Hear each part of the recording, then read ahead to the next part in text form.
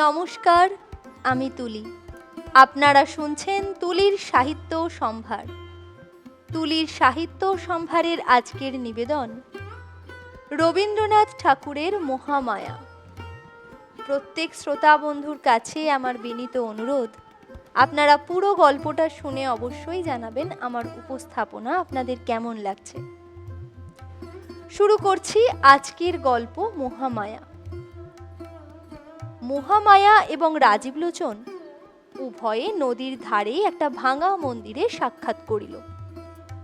মহামায়া কোনো কথা না বলিয়া তাহার স্বাভাবিক গম্ভীর দৃষ্টি ঈষৎ ভর্ৎসনার ভাবে রাজীবের প্রতি নিক্ষেপ করিল।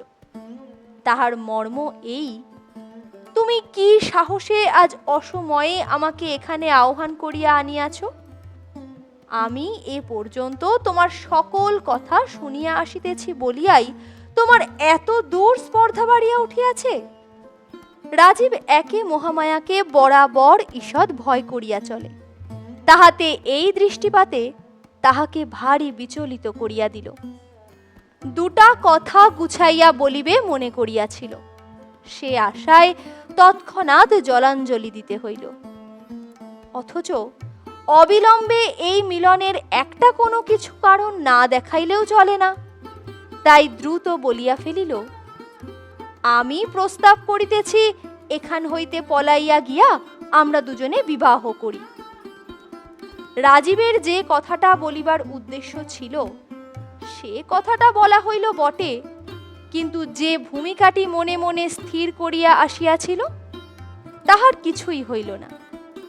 কথাটা নিতান্ত নিরস নিরলঙ্কার, এমনকি অদ্ভুত শুনিতে হইল।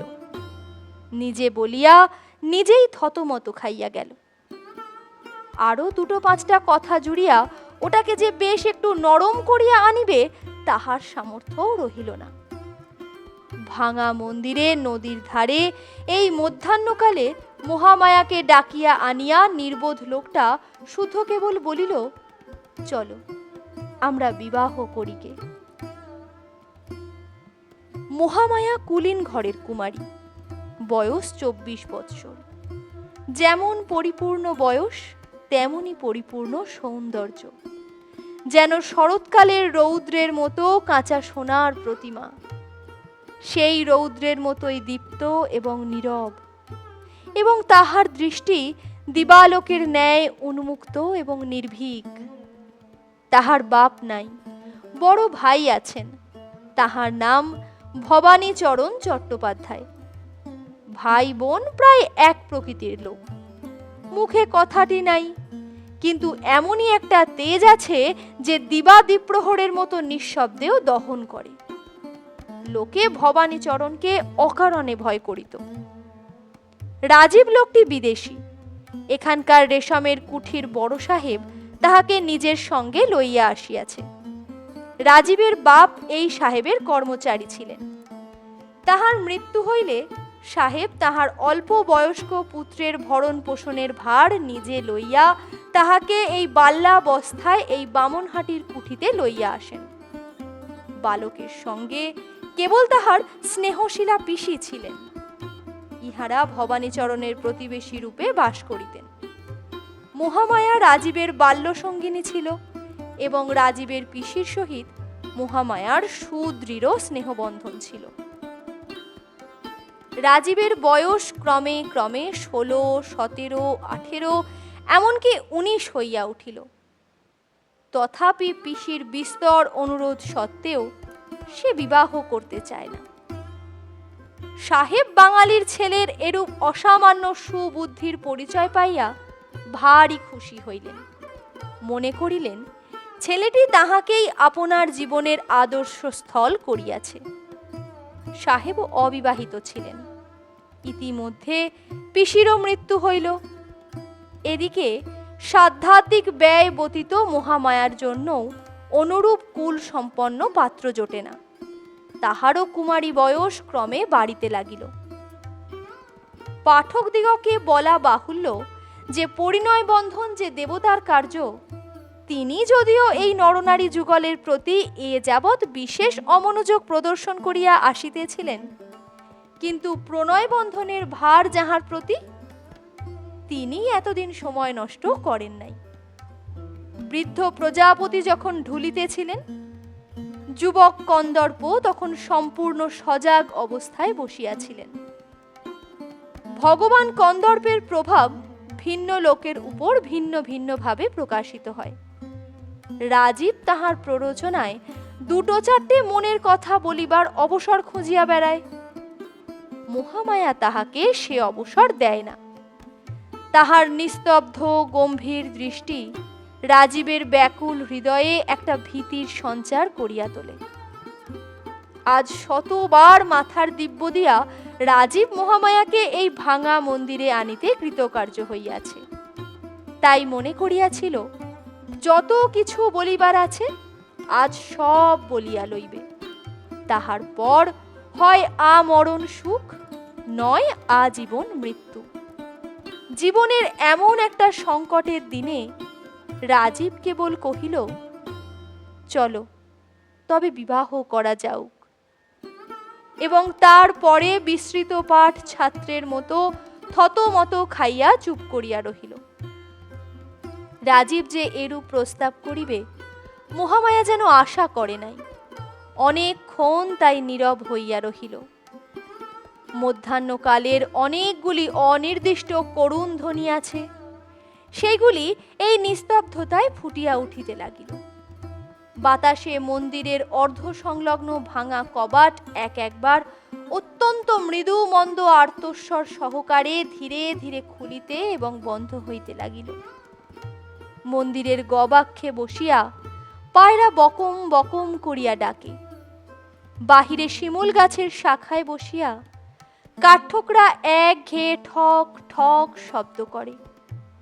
শুষ্ক পত্ররাশির মধ্য দিয়া গিরগিটি সরসর শব্দে ছুটিয়া যায়। হঠাৎ একটা উষ্ণ বাতাস মাঠের দিক হইতে আসিয়া সমস্ত গাছের পাতার মধ্যে ঝরঝর করিয়া ওঠে এবং হঠাৎ নদীর জল জাগিয়া উঠিয়া ভাঙা ঘাটের সোপানের উপর ছলাৎ ছলাৎ করিয়া আঘাত করিতে থাকে। এই সমস্ত আকস্মিক অলস শব্দের মধ্যে বহুদূর তরুতল হইতে একটা রাখালের বাঁশিতে মেঠো সুর বাজিতেছে। রাজীব মহামায়ার মুখের দিকে চাহিতে সাহসী না হইয়া মন্দিরের ভিত্তির উপর ঠেস দিয়া দাঁড়াইয়া এক প্রকার শ্রান্ত স্বপ্নাবিষ্টের মতো নদীর দিকে চাহিয়া আছে।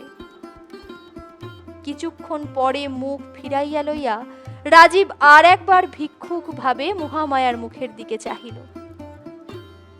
মহামায়া মাথা নাড়িয়া কহিল, না, সে হইতে পারে না। মহামায়ার মাথা যেমনই নাড়িল, রাজীবের আশাও অমনি ভূমিষ্যাৎ হইয়া গেল।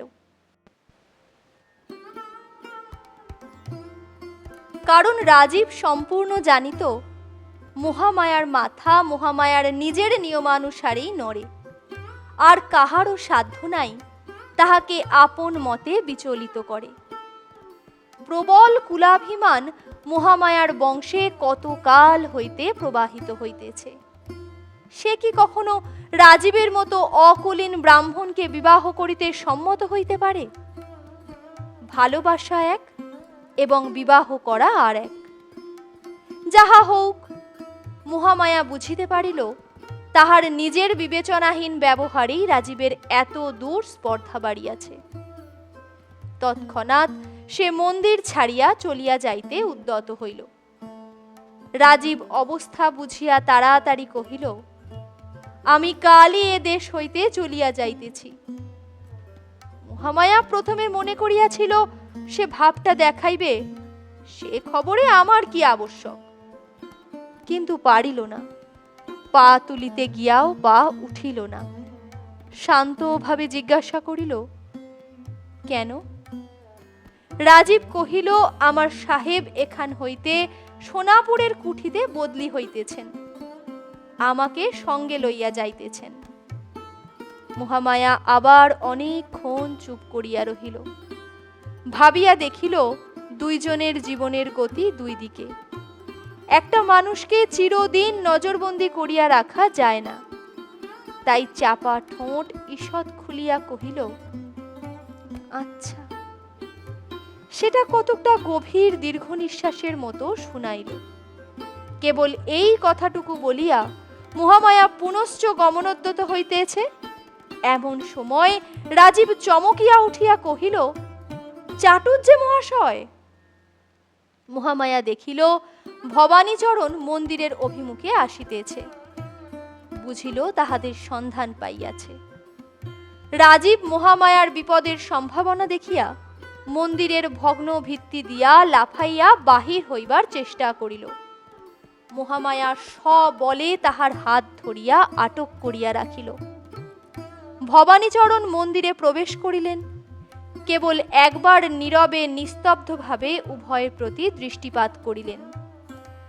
মহামায়া রাজীবের দিকে চাহিয়া অবিচলিতভাবে কহিল, রাজীব, তোমার ঘরেই আমি যাইব, তুমি আমার জন্য অপেক্ষা করিও। ভবানীচরণ নিঃশব্দে মন্দির হইতে বাহির হইলেন। মহামায়াও নিঃশব্দে তাহার অনুগমন করিল। আর রাজীব হতবুদ্ধি হইয়া দাঁড়াইয়া রহিল, যেন তাহার ফাঁসির হুকুম হইয়াছে। সেই রাত্রেই ভবানীচরণ একখানা লাল চেলি আনিয়া মহামায়াকে বলিলেন, এইটে পড়িয়া আইসো। মহামায়া পড়িয়া আসিল। তাহার পর বলিলেন, আমার সঙ্গে চলো। ভবানীচরণের আদেশ, এমনকি সংকেত কেহ কখনো অমান্য করে নাই, মহামায়াও না। সেই রাত্রে উভয়ে নদী তীরে শ্মশান অভিমুখে চলিলেন। শ্মশান বাড়ি হইতে অধিক দূর নহে। সেখানে গঙ্গাযাত্রীর ঘরে একটি বৃদ্ধ ব্রাহ্মণ মৃত্যুর জন্য প্রতীক্ষা করিতেছিল। তাহারই শয্যা পার্শ্বে উভয়ে গিয়ে দাঁড়াইলেন। ঘরের এক কোণে পুরোহিত ব্রাহ্মণ উপস্থিত ছিল। ভবানীচরণ তাহাকে ইঙ্গিত করিলেন। সে অবিলম্বে শুভানুষ্ঠানের আয়োজন করিয়া লইয়া প্রস্তুত হইয়া দাঁড়াইল। মহামায়া বুঝিল এই মুমূর্ষুর সহিত তাহার বিবাহ। সে আপত্তির লেশ মাত্র প্রকাশ করিল না। দুইটি অদূরবর্তী চিতার আলোকে অন্ধকার প্রায় গৃহে মৃত্যু যন্ত্রণার আর্তধ্বনির সহিত অস্পষ্ট মন্ত্রোচ্চারণ মিশ্রিত করিয়া মহামায়ার বিবাহ হইয়া গেল। যেদিন বিবাহ, তাহার পরদিনই মহামায়া বিধবা হইল। এই দুর্ঘটনায় বিধবা অতিমাত্র শোক অনুভব করিল না, এবং রাজীবও মহামায়ার অকস্মাৎ বিবাহ সংবাদে যেরূপ বজ্রাহত হইয়াছিল, বৈধব্য সংবাদে সেরূপ হইল না। এমনকি কিঞ্চিত প্রফুল্ল বোধ করিতে লাগিল। কিন্তু সে ভাব অধিকক্ষণ স্থায়ী হইল না। দ্বিতীয় আরেকটি বজ্রাঘাতে রাজীবকে একেবারে ভূপতিত করিয়া ফেলিল। সে সংবাদ পাইল, শ্মশানে আজ ভারী ধুম, মহামায়া সহমৃতা হইতেছে। প্রথমে সে ভাবিল সাহেবকে সংবাদ দিয়া তাহার সাহায্যে এই নিদারুণ ব্যাপার বলপূর্বক রহিত করিবে। তাহার পরে মনে পড়িল, সাহেব আজই বদলি হইয়া সোনাপুরে রওনা হইয়াছে। রাজীবকেও সঙ্গে লইতে চাহিয়াছিল, কিন্তু রাজীব 1 মাসের ছুটি লইয়া থাকিয়া গেছে। মহামায়া তাহাকে বলিয়াছে, তুমি আমার জন্য অপেক্ষা করিও। সে কথা সে কিছুতেই লঙ্ঘন করিতে পারে না। আপাতত 1 মাসের ছুটি লইয়াছে, আবশ্যক হইলে 2 মাস, ক্রমে 3 মাস, এবং অবশেষে সাহেবের কর্ম ছাড়িয়া দিয়া দাঁড়ে দাঁড়ে ভিক্ষা করিয়া খাইবে, তবু চিরদিন অপেক্ষা করিতে ছাড়িবে না। রাজীব যখন পাগলের মতো ছুটিয়া হয় আত্মহত্যা নয় একটা কিছু করিবার উদ্যোগ করিতেছে, এমন সময় সন্ধ্যাকালে মুষল ধারায় বৃষ্টির সহিত একটা প্রবল ঝড় উপস্থিত হইল। এমনই ঝড় যে রাজীবের মনে হইল বাড়ি মাথার উপর ভাঙিয়া পড়িবে। যখন দেখিল বাহ্য প্রকৃতিতেও তাহার অন্তরের অনুরূপ একটা মহা বিপদ উপস্থিত হইয়াছে, তখন সে যেন কতকটা শান্ত হইল। তাহার মনে হইল সমস্ত প্রকৃতি তাহার হইয়া একটা কোনরূপ প্রতিবিধান করিতে আরম্ভ করিয়া দিয়াছে। নিজে যতটা শক্তি প্রয়োগ করিতে ইচ্ছা করিত মাত্র, কিন্তু পারিত না। প্রকৃতি আকাশ পাতাল জুড়িয়া ততটা শক্তি প্রয়োগ করিয়াই কাজ করিতেছে।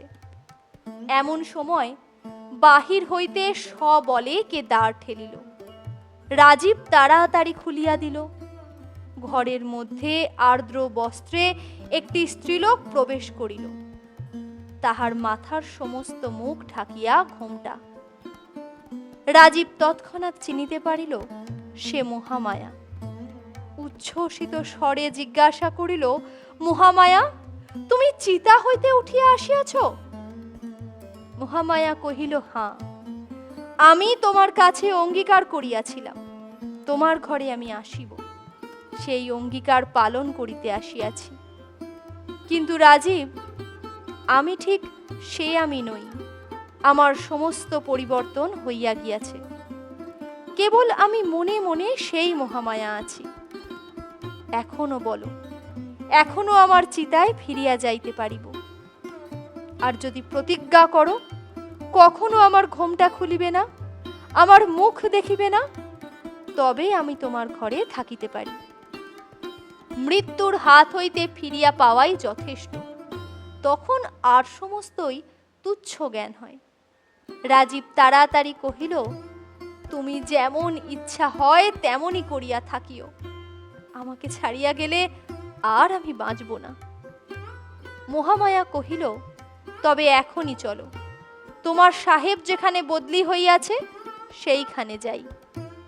ঘরে যাহা কিছু ছিল সমস্ত ফেলিয়া রাজীব মহামায়াকে লইয়া সেই ঝড়ের মধ্যে বাহির হইল। এমনই ঝড় যে দাঁড়ানো কঠিন। ঝড়ের বেগে কঙ্কর উড়িয়া আসিয়া ছিটাগুলির মতো গায়ে বিঁধিতে লাগিল। মাথার উপর গাছ ভাঙিয়া পড়িবার ভয়ে পথ ছাড়িয়া উভয়ে খোলা মাঠ দিয়া চলিতে লাগিল। বায়ুর বেগ পশ্চাৎ হইতে আঘাত করিল, যেন ঝড়ে লোকালয় হইতে দুইটা মানুষকে ছিন্ন করিয়া প্রলয়ের দিকে উড়াইয়া লইয়া চলিয়াছে। গল্প পাঠকেরা নিতান্ত অমূলক অথবা অলৌকিক মনে করিবেন না। যখন সহমরণ প্রথা প্রচলিত ছিল তখন এমন ঘটনা কদাচিৎ মাঝে মাঝে ঘটিতে শোনা গিয়াছে। মহামায়ার হাত পা বাঁধিয়া তাহাকে চিতায় সমর্পণ করিয়া যথা সময়ে অগ্নি প্রয়োগ করা হইয়াছিল। অগ্নিও ধু ধু করিয়া ধরিয়া উঠিয়াছে। এমন সময়ে প্রচণ্ড ঝড় ও মুষলধারে বৃষ্টি আরম্ভ হইল। যাহারা দাহ করিতে আসিয়াছিল তাহারা তাড়াতাড়ি গঙ্গা যাত্রীর ঘরে আশ্রয় লইয়া দ্বার রুদ্ধ করিয়া দিল। বৃষ্টিতে চিতানল নিবিতে বিলম্ব হইল না।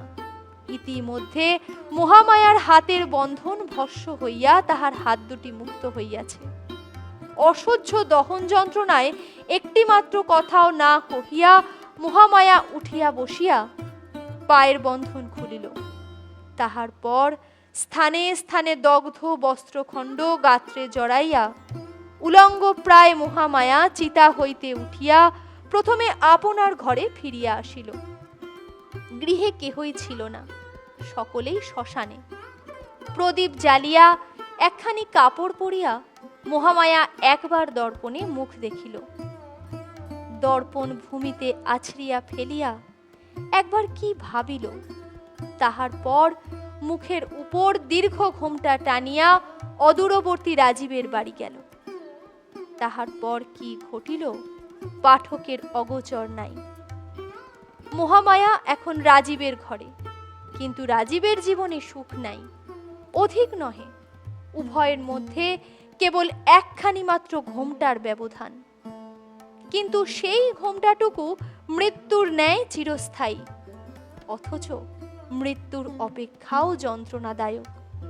কারণ নৈরাশ্যে মৃত্যুর বিচ্ছেদ বেদনাকে কালক্রমে অসার করিয়া ফেলে, কিন্তু সেই ঘোমটার বিচ্ছেদটুকুর মধ্যে একটি জীবন্ত আশা প্রতিদিন প্রতি মুহূর্তে পীড়িত হইতেছে। একে মহামায়ার চিরকালই একটা নিস্তব্ধ নীরব ভাব আছে। তাহাতে এই ঘোমটার ভিতরকার নিস্তব্ধতা দ্বিগুণ দুঃসহ বোধ হয়। সে যেন একটা মৃত্যুর মধ্যে আবৃত হইয়া বাস করিতেছে। এই নিস্তব্ধ মৃত্যু রাজীবের জীবনকে আলিঙ্গন করিয়া প্রতিদিন যেন বিদীর্ণ করিতে লাগিল। রাজীব পূর্বে যে মহামায়াকে জানিত তাহাকেও হারাইল, এবং তাহার সেই আশৈশব সুন্দর স্মৃতিকে যে আপনার সংসারে প্রতিষ্ঠা করিয়া রাখিবে, এই ঘোমটাচ্ছন্ন মূর্তি চিরদিন পার্শ্বে থাকিয়া নীরবে তাহাতেও বাধা দিতে লাগিল। রাজীব ভাবিত, মানুষে মানুষে স্বভাবতই যথেষ্ট ব্যবধান আছে, বিশেষত মহামায়া পুরাণ বর্ণিত কর্ণের মতো সহজ কবচধারী। সে আপনার স্বভাবের চারিদিকে একটা আবরণ লইয়াই জন্মগ্রহণ করিয়াছে। তাহার পর মাঝে আবার যেন আর একবার জন্মগ্রহণ করিয়া আবার আরও একটা আবরণ লইয়া আসিয়াছে। অহরহ পার্শ্বে থাকিয়াও সে এত দূরে চলিয়া গিয়াছে যে রাজীব যেন তাহার আর নাগাল পায় না। কেবল একটা মায়াগণ্ডির বাহিরে বসিয়া অতৃপ্ত তৃষিত হৃদয়ে এই সূক্ষ্ম অথচ অটল রহস্য ভেদ করিবার চেষ্টা করিতেছে। নক্ষত্র যেমন প্রতি রাত্রি নিদ্রাহীন নির্নিমেষ নত নেত্রে অন্ধকার নিশীথিনীকে ভেদ করিবার প্রয়াসে নিষ্ফলে নিশি যাপন করে, এমনি করিয়া এই দুই সঙ্গীহীন একক প্রাণী কতকাল একত্র যাপন করিল। একদিন বর্ষাকালে শুকব দশমীর রাত্রে প্রথম মেঘ কাটিয়া চাঁদ দেখা দিল। নিস্পন্দ জ্যোৎস্না রাত্রি সুপ্ত পৃথিবীর শিয়রে জাগিয়া বসিয়া রহিল। সে রাত্রে নিদ্রা ত্যাগ করিয়া রাজীবও আপনার জানলায় বসিয়াছিল। গ্রীষ্মকৃষ্ট বন হইতে একটা গন্ধ এবং ঝিল্লির শ্রান্ত রব তাহার ঘরে আসিয়া প্রবেশ করিতেছিল। রাজীব দেখিতেছিল অন্ধকার তরু শ্রেণীর প্রান্তে শান্ত সরোবর একখানি মার্জিত রূপার পাতের মতো ঝকঝক করিতেছে। মানুষ এরকম সময় স্পষ্ট কোনো একটা কথা ভাবে কি না বলা শক্ত। কেবল তাহার সমস্ত অন্তঃকরণ একটা কোনো দিকে প্রবাহিত হইতে থাকে। বনের মতো একটা গন্ধোচ্ছ্বাস দেয়, রাত্রির মতো একটা ঝিল্লির ধ্বনি করে। রাজীব কি ভাবিল জানি না, কিন্তু তাহার মনে হইল আজ যেন সমস্ত পূর্ব নিয়ম ভাঙিয়া গিয়াছে। আজ বর্ষা রাত্রি তাহার মেঘাবরণ খুলিয়া ফেলিয়াছে, এবং আজিকার এই নিশীথিনীকে সেকালের সেই মহামায়ার মতো নিস্তব্ধ সুন্দর এবং সুগম্ভীর দেখাইতেছে। তাহার সমস্ত অস্তিত্ব সেই মহামায়ার দিকে একযোগে ধাবিত হইল। স্বপ্নচালিতের মতো উঠিয়া রাজীব মহামায়ার শয়ন মন্দিরে প্রবেশ করিল। মহামায়া তখন ঘুমাইতেছিল। রাজীব কাছে গিয়া দাঁড়াইল, মুখ নত করিয়া দেখিল মহামায়ার মুখের উপর জ্যোৎস্না আসিয়া পড়িয়াছে। কিন্তু হায়, এ কি? সে চিরপরিচিত মুখ কোথায়? চিতানল শিখা তাহার নিষ্ঠুর লেলিহান রসনায় মহামায়ার বাম গণ্ড হইতে কিয়দংশ সৌন্দর্য একেবারে লেহন করিয়া লইয়া আপনার ক্ষুধার চিহ্ন রাখিয়া গেছে। বোধ করি রাজীব চমকিয়া উঠিয়াছিল। বোধ করি একটা অব্যক্ত ধ্বনিও তাহার মুখ দিয়া বাহির হইয়া থাকিবে। মহামায়া চমকিয়া জাগিয়া উঠিল, দেখিল সম্মুখে রাজীব। তৎক্ষণাৎ ঘোমটা টানিয়া শয্যা ছাড়িয়া একেবারে উঠিয়া দাঁড়াইল। রাজীব বুঝিল এইবার বজ্র উদ্যত হইয়াছে। ভূমিতে পড়িল, পায়ে ধরিয়া কহিল, আমাকে ক্ষমা করো। মহামায়া একটি মাত্র উত্তরও না করিয়া, মুহূর্তের জন্য পশ্চাতে না ফিরিয়া ঘর হইতে বাহির হইয়া গেল। রাজীবের ঘরে আর সে প্রবেশ করিল না। কোথাও তাহার আর কোনো সন্ধান পাওয়া গেল না। সেই ক্ষমাহীন চির বিদায়ের নীরব ক্রোধানল রাজীবের সমস্ত ইহজীবনে একটা সুদীর্ঘ দগ্ধ চিহ্ন রাখিয়া দিয়া গেল।